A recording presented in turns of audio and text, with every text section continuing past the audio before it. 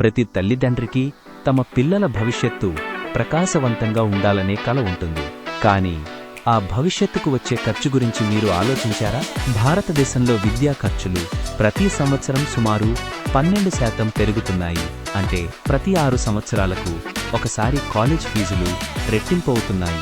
ఐఐటీలు, ఐఐఎంలు, medical కాలేజీలు అన్ని చోట్ల ఖర్చులు ఆదాయాన్ని మించి వేగంగా పెరుగుతున్నాయి. తెలివైన తల్లిదండ్రులు కేవలం సేవ్ చేయరు, వారు ముందే ఇన్వెస్ట్ చేస్తారు. ఫ్యూచర్ సిటీలో రియల్ ఎస్టేట్ డెవలప్మెంట్ డిమాండ్ కాలంతో పాటు విలువ పెరుగుతుంది. ఈరోజే ఇన్వెస్ట్ చేయండి, సులభమైన వాయిదాల్లో చెల్లించండి, మీ పిల్లల భవిష్యత్తును భద్రపరచండి.